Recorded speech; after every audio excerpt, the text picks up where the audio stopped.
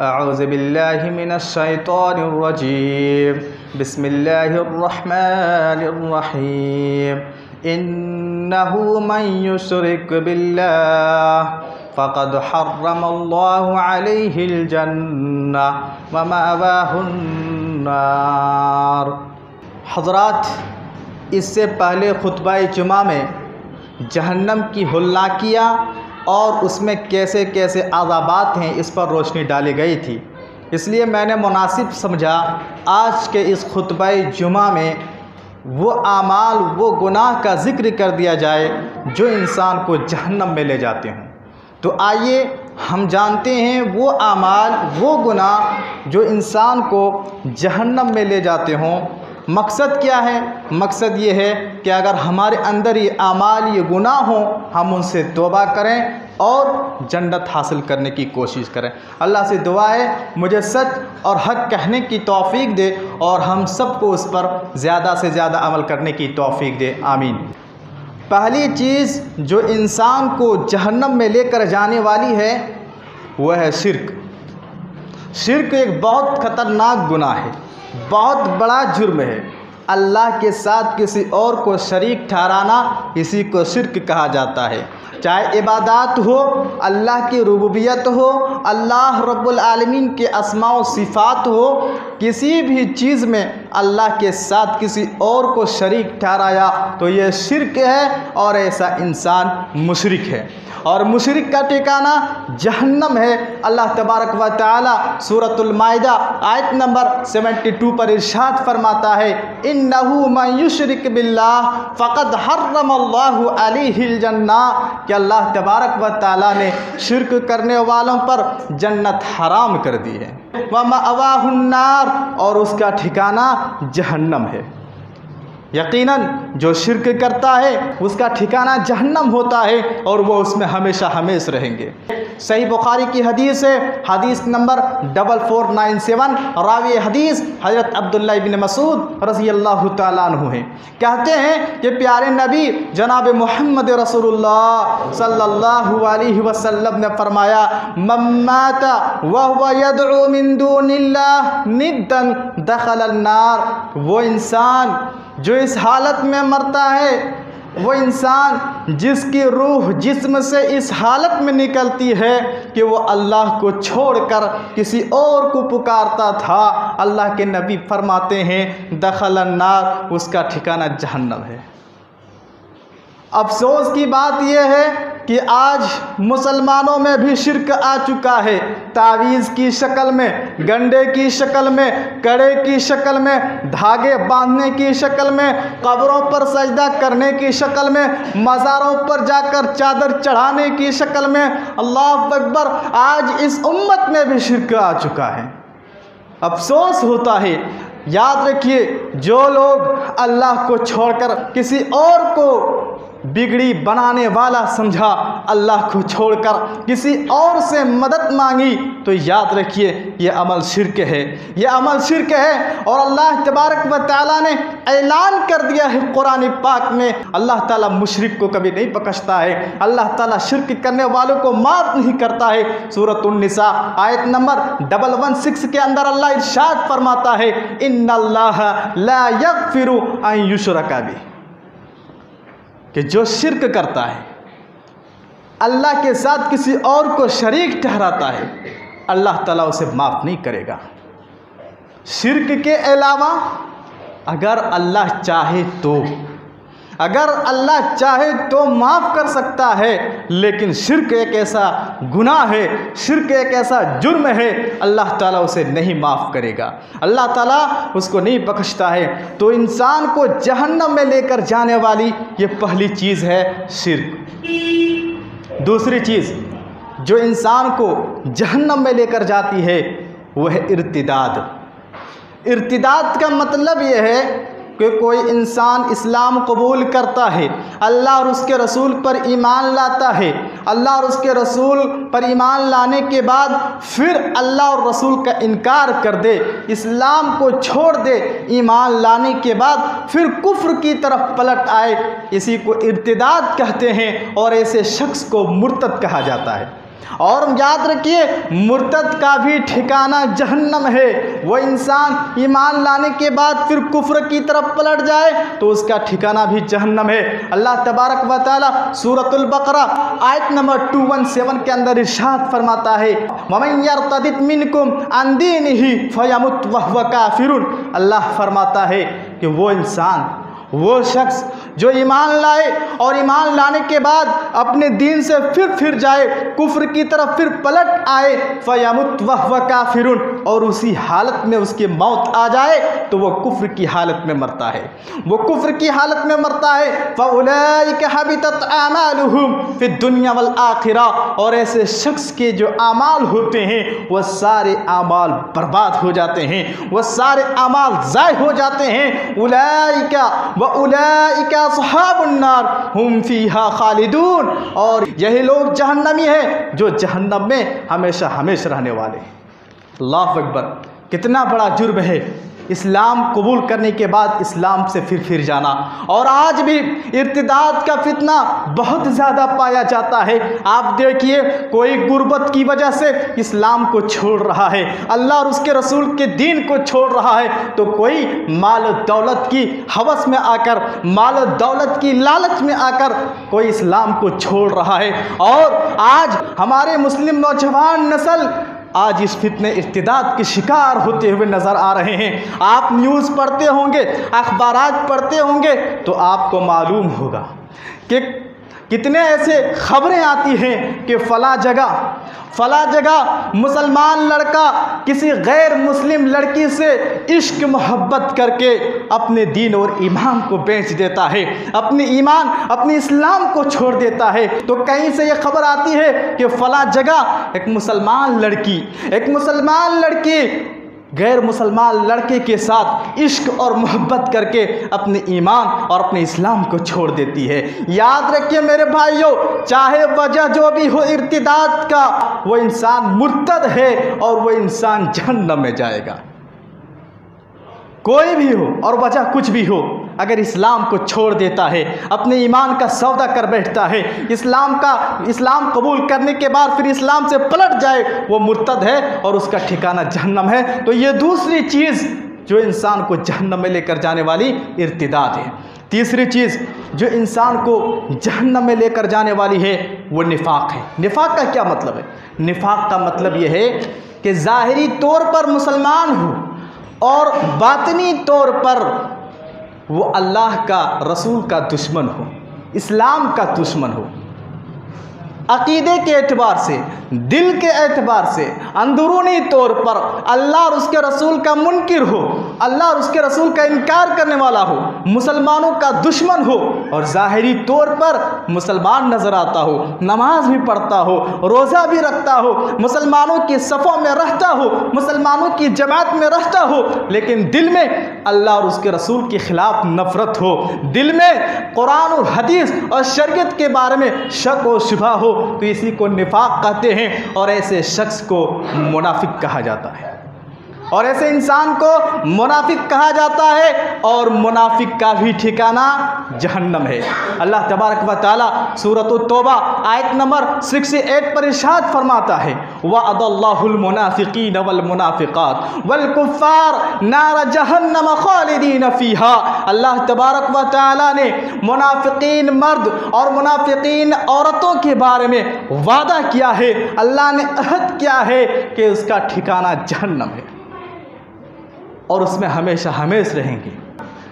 कि मुनाफिकीन जो होता है वो तो जहन्नम में जाएगा ही, लेकिन जहन्नम में उसका ठिकाना कहाँ होगा, जहन्नम में उसकी जगह कहाँ मिलेगी? अल्लाह फरमाता है कि जहन्नम में सबसे आखिरी हिस्से में, सबसे निचले तबके में मुनाफिकीन को रखा जाएगा। अल्लाह अकबर।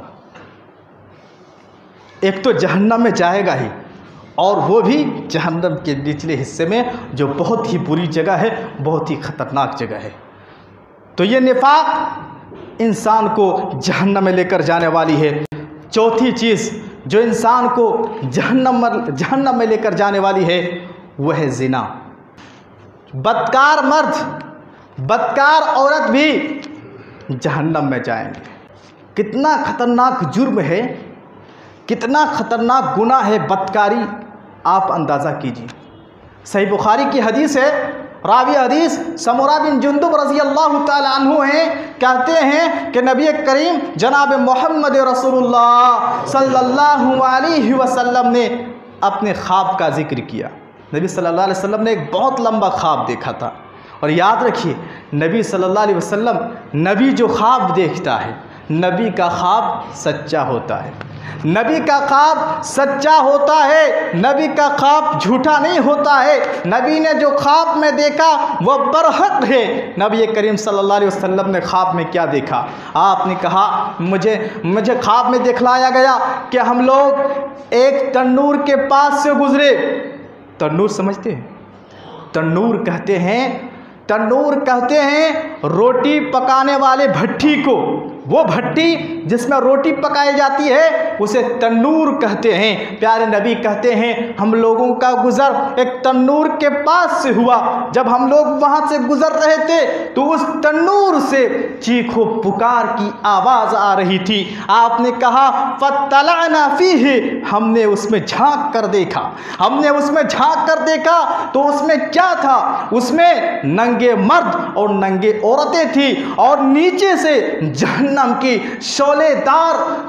के शोले बुलंद हो रही थे और जहन्नम की आग ऊपर से नीचे से ऊपर आ रही थी। अल्लाह अकबर। प्यारे नबी कहते हैं कि जब वो आग बुलंद होती थी, जब जहन्नम की आग के शोले बुलंद होते थे तो वो नंगे मर्द और नंगी औरतें मारे दर्द से चीखते थे, पुकारते थे। मारे दर्द से उसकी ज़ुबानों से चीखो पुकार निकलती थी। प्यारे नबी सल्लल्लाहु अलैहि वसल्लम ने फरिश्तों से पूछा, ये कौन लोग हैं? इसको ये अजाब क्यों दिया जा रहा है? फरिश्तों ने क्या कहा? फ़इन्नहुमुज़ ज़ुनातु वज़्ज़वानी, ये वो बदकार मर्द और बदकार औरतें हैं जो दुनिया के अंदर ज़िना क्या करते थे, ये मर्द और औरतें हैं। अल्लाह अकबर। तो याद रखिए, ये बदकारी, ये बदफैली, ये ज़िनाकारी कितना बड़ा जुर्म है। एक तो इंसान जहन्नम में जाएगा ही, लेकिन जहन्नम में भी एक ख़ास किस्म का अज़ाब होगा। पांचवी चीज़ जो इंसान को जहन्नम में लेकर जाएगी वो है शराब। शराब पीने वाला भी जहन्नम में जाएगा। मेरे भाइयों, शराब भी एक ख़तरनाक जुर्म है। और इंसान जब शराब पीता है, देखिए उसकी कैफियत क्या होती है, उसकी हालत क्या होती है। इंसान जब शराब पीता है अपने होश हवास को खो बैठता है, वो इंसान नशे में आ जाता है। और जब इंसान नशे में आता है तो ना वो अपनी भाई और बहन में फ़र्क कर पाता है, ना ही माँ बेटी में फ़र्क कर पाता है, ना ही दोस्त अहबाब में फ़र्क कर पाता है। और कभी तो ऐसा होता है, वो शराबी जब घर में आता है, कोई किसी अगर कह दे, कोई अगर ज़रा सी कुछ बात कह दे, वो शराबी मारना पीटना शुरू कर देता है। कभी अपने बीवी को मारता है, कभी अपनी औलाद को मारता है, कभी अपने बूढ़े माँ बाप को घर से निकाल कर बाहर फेंक देता है। याद रखिए, ये शराब दुनिया में तो ये अंजाम है, दुनिया में तो ये बुराई है, दुनिया में तो ये खराबी है। लेकिन प्यारे नबी सल्लल्लाहु अलैहि वसल्लम की हदीस है, सही मुस्लिम की हदीस है, हदीस नंबर 2002 है। आप सल्लल्लाहु अलैहि वसल्लम फरमाते हैं कि अल्लाह तबारक व तआला ने शराबियों के बारे में अहद कर रखा है। अल्लाह ने शराबियों के बारे में वादा कर रखा है, अयस्तियाहु मिन तीनतिल खबाल। आपने फरमाया शराबियों को जहन्नम में तीनतुल खबाल पिलाया जाएगा। तीनतुल खबाल क्या है? साहबा कराम ने प्यारे नबी जनाब मोहम्मद रसूलुल्लाह सल्लल्लाहु अलैहि वसल्लम से पूछा, ए अल्लाह के रसूल, वमा तीनतुल खबाल, ये तीनतुल खबाल क्या है? आपने फरमाया जहन्नमियों के जिस्म से निकलने वाला पीप है, जहन्नमियों के जिस्म से निकलने वाला बदबूदार पसीना है। अल्लाह अकबर। जो इंसान दुनिया में शराब पीता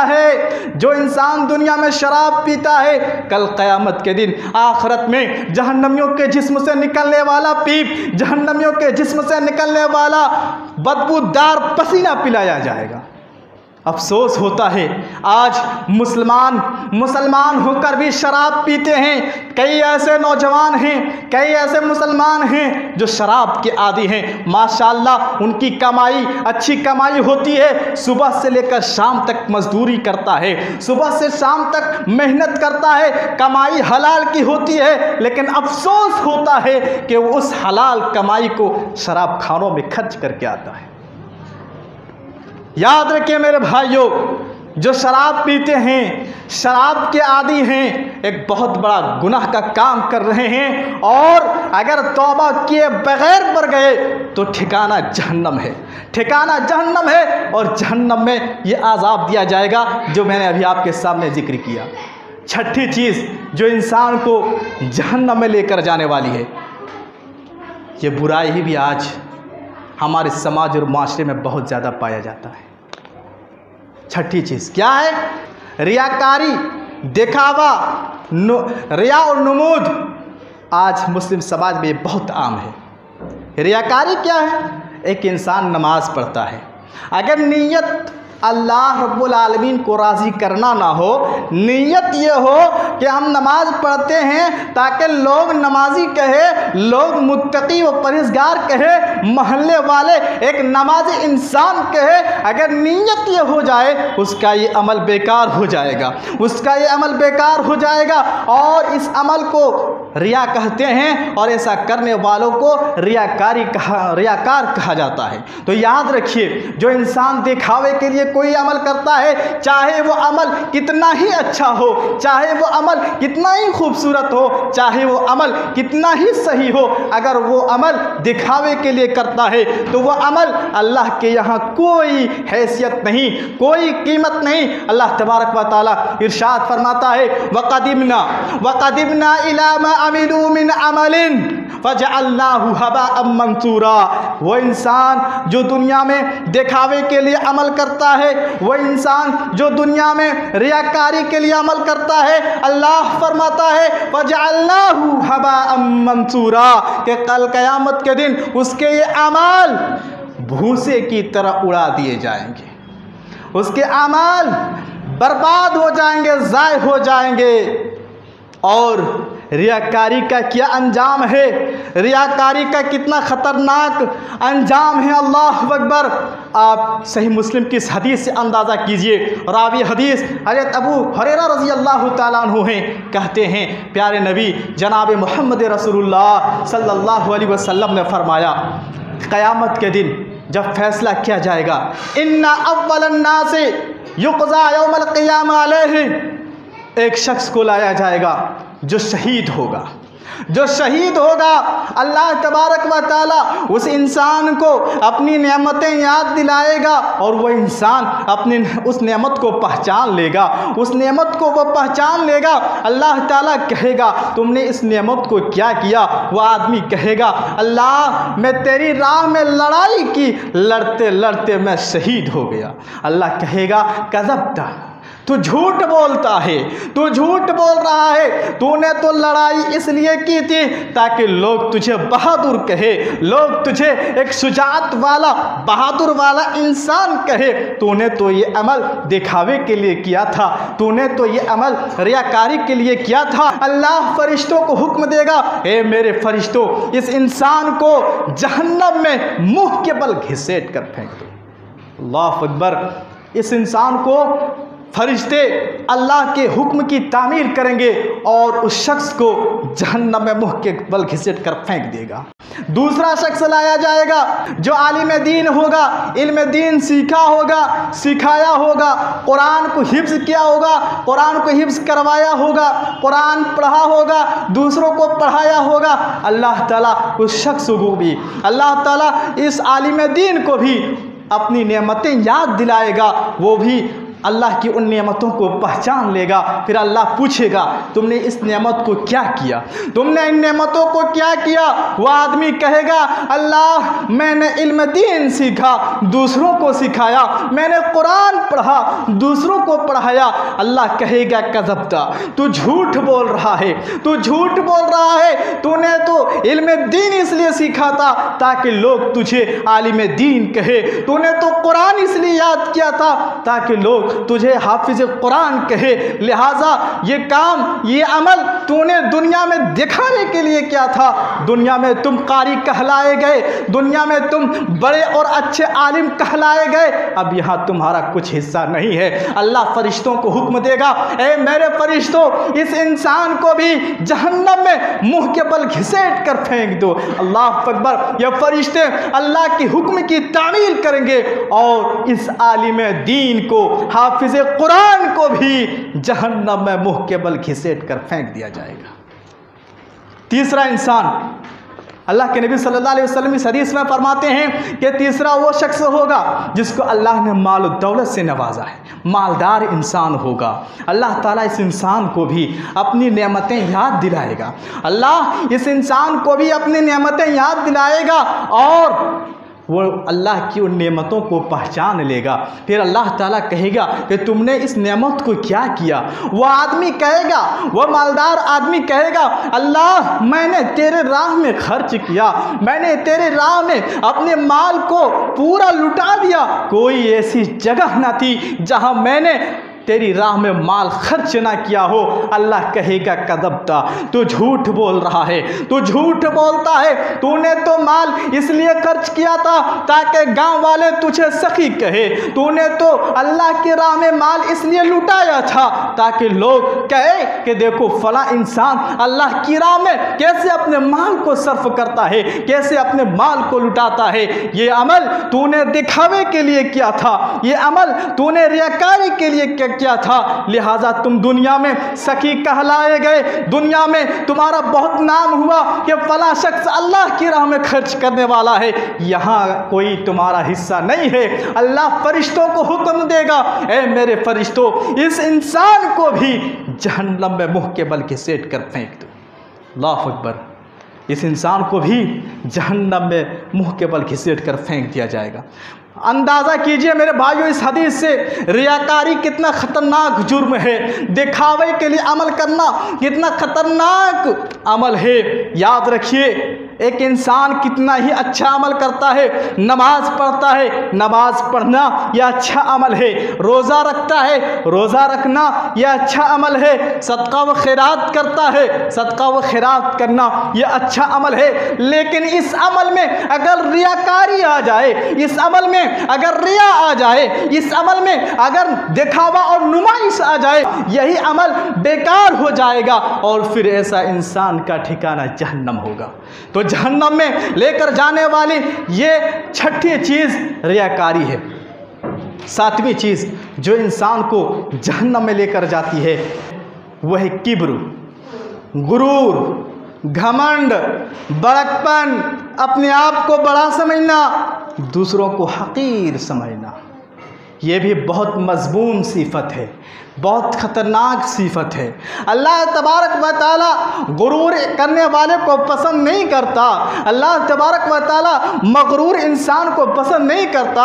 कुरान में अल्लाह पाक फरमाता है इन्नल्लाह ला युहिब्बु मन काना मुख्तालन फ़खूरा, कि वो इंसान जिसके दिल में किब्र हो, गुरूर हो, वह इंसान जो मुतकब्बिर हो, वह इंसान जो अपने आप को बड़ा समझते हो, अपने आप को अच्छा समझते हो, अल्लाह कहता है अल्लाह उसे पसंद नहीं करता।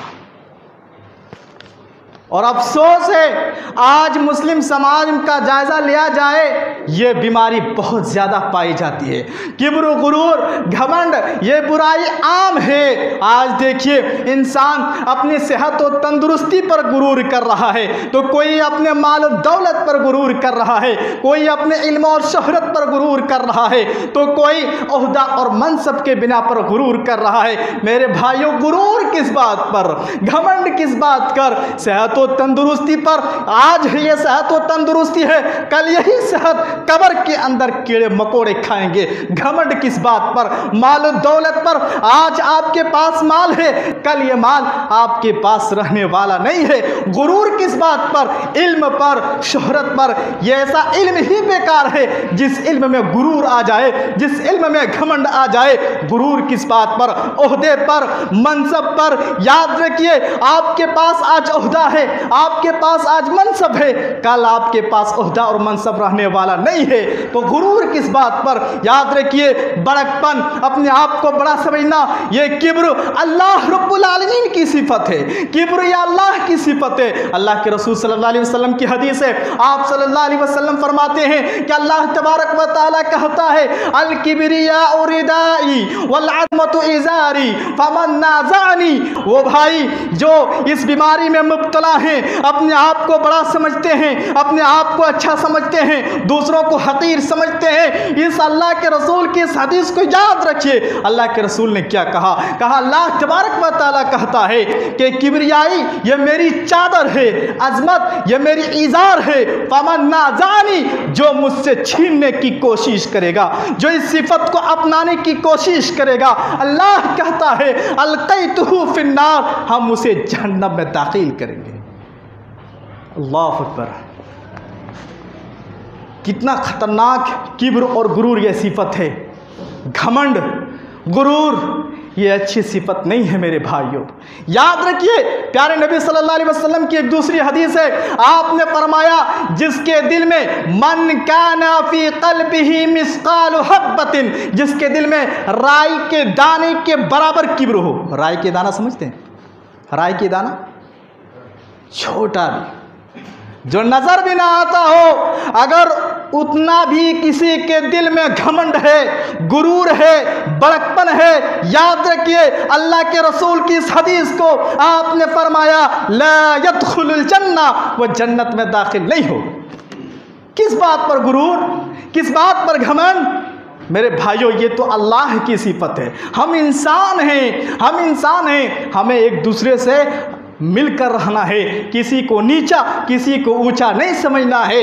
ये बहुत खतरनाक सिफत है। तो मेरे भाइयों याद रखिए, जिस इंसान के दिल में किब्र होगा, गुरूर होगा, घमंड होगा, बड़कपन होगा, दूसरों को हकीर समझने वाली सिफत होगी, वह इंसान जहन्नम में जाएगा और जन्नत में दाखिल नहीं हो सकता।